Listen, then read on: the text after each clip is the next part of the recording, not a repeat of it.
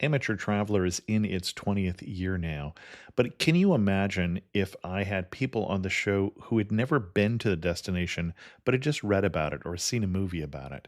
That wouldn't make any sense at all, and you wouldn't listen.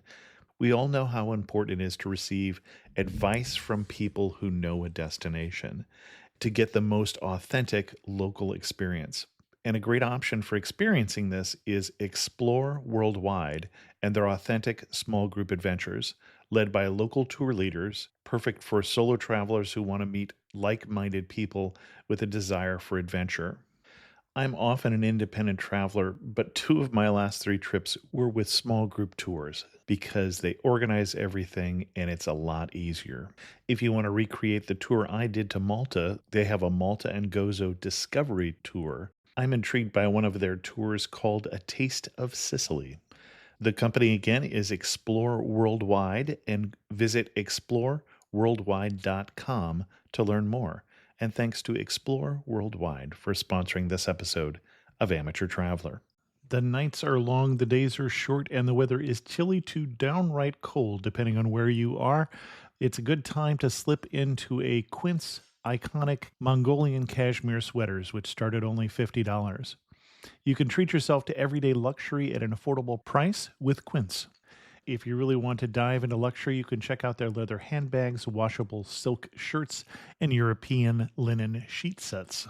Whatever you're looking for at Quince, all the prices are 50 to 80% less than similar brands, and they do that by partnering directly with top factories and cutting out the middleman. They only work with factories that use safe, ethical, and responsible manufacturing processes.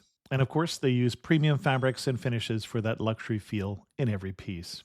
But you've already heard me rave about my Quince travel pants. Treat yourself this winter without the luxury price tag. Go to quince.com/traveler for 365-day returns plus free shipping on your order. That's QUINCE.com/traveler to get free shipping and 365-day returns. Quince.com/traveler. And thanks to Quince for sponsoring this episode of Amateur Traveler. I got my bags packed, I'm on a roll. I'm heading out there and I'm ready to go. I'm looking real good in my passport photo. Amateur Traveler, episode 226, part 2.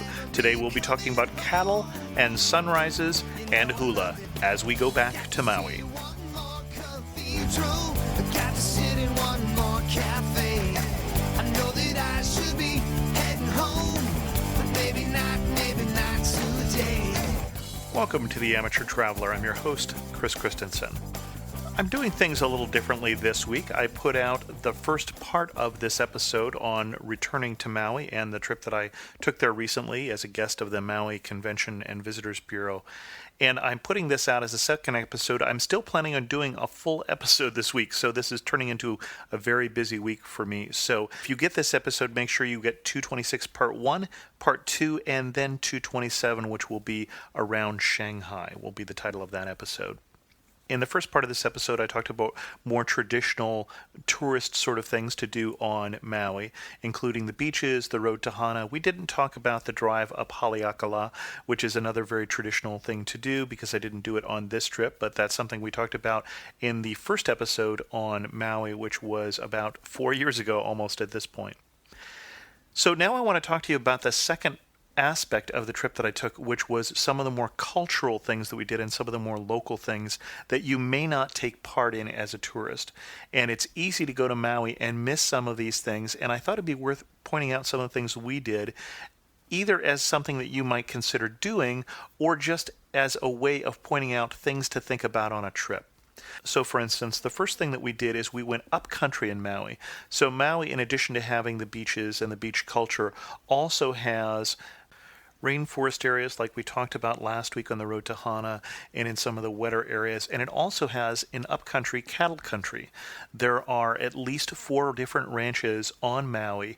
And as you get away from the lower elevations and up the slopes of Haleakala, you can find some of this country. And there aren't a lot of roads really actually in Maui. In fact, I find Maui a fairly easy place to navigate because there are great big tall mountains and not that many roads to get lost on, although not everyone shared that particular sentiment when I expressed it to the group that I was traveling with. If you take the road up to Haleakala, and then when you get up country, just turn right instead of left towards the mountain, you end up in an area that is cattle country, and there is a ranch that you can visit there.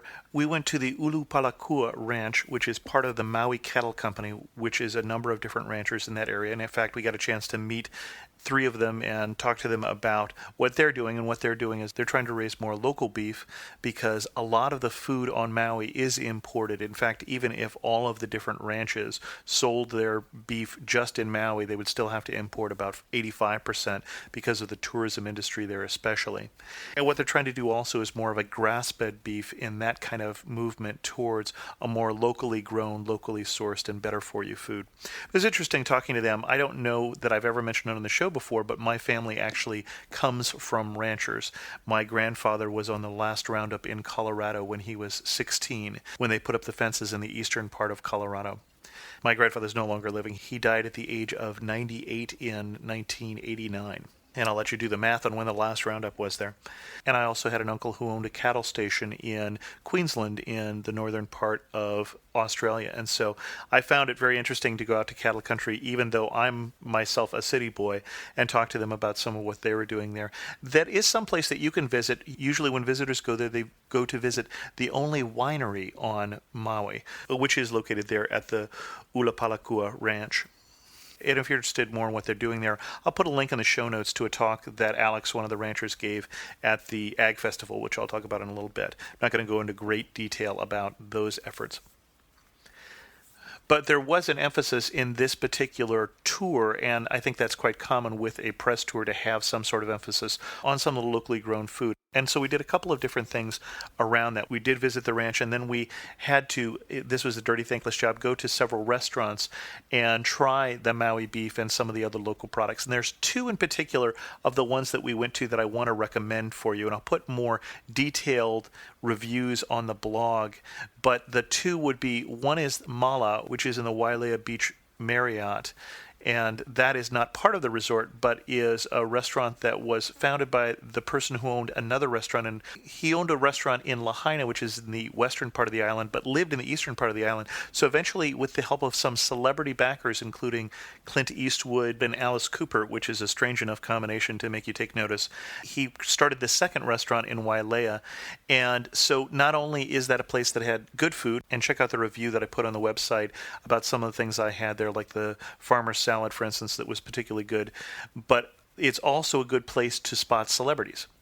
And then the second restaurant we went to is in Kahului, and Kahului is not as much of a tourist area as, for instance, Wailea or Lahaina, which I mentioned, but there's a restaurant there called Bistro Casanova, and this is the second restaurant, again, for a restaurateur who had a restaurant up country.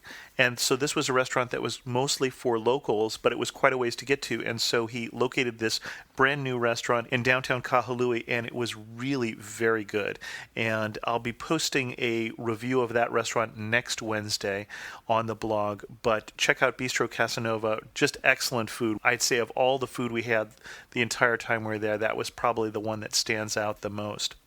And then the other event that we did that was agricultural in nature is we went to an Ag Festival. And this is only held once a year in Maui, so I don't necessarily point this out as something that you can do while you're there, unless you happen to be there while they're holding it. But I point this out as a really good example of the advantage of going to local festivals. When you get to a place that you're traveling to, try checking out to see if they have something like, in our area it would be a wine festival, or there it was an ag festival. And not only were there mostly locals there, it was really hard to find somebody who was a tourist. And so it was a real chance to interact with them, but also they had a number of chefs, for instance, from all over the island who were sharing different dishes. So we had an extra ticket that got us into a tasting and education area where not only could you hear some talks about what was going on with food in the area, but also you could try one dish from Duke's and one dish from this restaurant, and it was very good. And the chefs were definitely showing off, so it was very good. So when you go to a destination, try checking not just the tourist guide, but also maybe the local paper to see what they're advertising in terms of local festivals, where the locals are hanging out, where you can also try some of the local cuisine, because where else other than the Hawaiian Islands, in this case particularly Maui, can you get something like lilikoi butter, for instance, or Maui onion mustard, and both of those were just really good. So try the local festivals.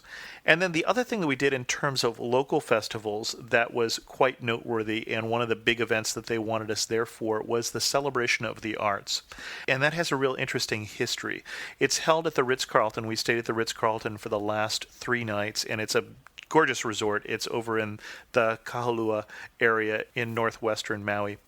But when they went to build that resort, they very quickly unearthed a burial ground, an ancient Hawaiian burial ground, some of the original Polynesian residents of Maui. And they had a choice at that point. They could either just go ahead with their plans, or they could try and accommodate the fact that to the Hawaiians this was sacred ground. And you know how that would often play out, but what they did in this case is they actually moved the hotel. They changed their plans, they scrapped them completely and built a different hotel further up the hill, further from the beach, and saved the burial ground, and that is on their land, but it is roped off as a place that people are not encouraged to go because it is sacred land. And with that, they formed a bond with the local community that exists to this day. And so when we were there, they were having the 18th celebration of the arts. And this is something that people were flying in from the mainland to go to. If you really are into native cultures and crafts and those sorts of things, the people who I talked to who were really into that sort of thing just were really thrilled with this. And what they were showing was they had a number of different practicers of the arts, things like the Hawaiians used the bark from certain trees and actually made paper products, where they pounded these things out into paper from a thin strip of bark into a sheet of paper or fabric that they then hand dyed. And so they were showing how to do that, or they were showing how to do stone carving, or they were showing how to do the shell necklaces, for instance. They also had a number of activities for kids of all sorts of arts, not just Hawaiian arts, too. That festival started in a very interesting way. This is always held on Easter weekend, because after the missionaries came in, Christianity became a very important part of the Hawaiian culture. In fact, the Hawaiian shirt, if you haven't heard this story, actually dates back to the mixture of the missionaries bringing in Christianity and wanting to have the naked natives wear something, and so they gave them plain white shirts, and the Hawaiians wanting to wear something more colorful, and therefore coloring those shirts to turn into what we know as the Hawaiian shirt. And so they do this starting on Good Friday. And so Good Friday morning, we got up before dawn with, I'd say, about 50 or 60 other people to do a ritual washing in the ocean, where you basically were leaving behind much of what had happened in the year, and you were praying to whichever God you happened to worship. Now, for me, being a Christian, having that on Good Friday was significant and poignant. And then there was some Hawaiian chanting going on as they waited for the sun to arise. And honestly, there was a lot of words in Hawaiian going on around me during this Festival of the Arts, because there were people who were brought in who know the Hawaiian culture. And so I often did not know what we were talking about and what people were chanting about. At the end of this show, I'm going to play a sample of one of the chants that happened at the next ceremony, which was as they welcomed in people who were the artisans, who were the practitioners. There was Hawaiian chanting there as well. I'm going to end the show with that. And then the last thing that happened with that festival, for instance, was a big, and I want to say luau, although they were calling it something different, just for about 600 people. And they had a lot of traditional hula, and I'll have some video of this later on, as well as more of the familiar hula that happened later on as it went from the traditional dances into more of the touristy dances. And then they also had an interesting group. There's a theater in Lahaina that does a very Cirque du Soleil sort of Hawaiian-based musical, singing, dancing, and acrobatic performance called Ulalena. And they did 45 minutes of what is normally a 90-minute presentation, and it was stunning.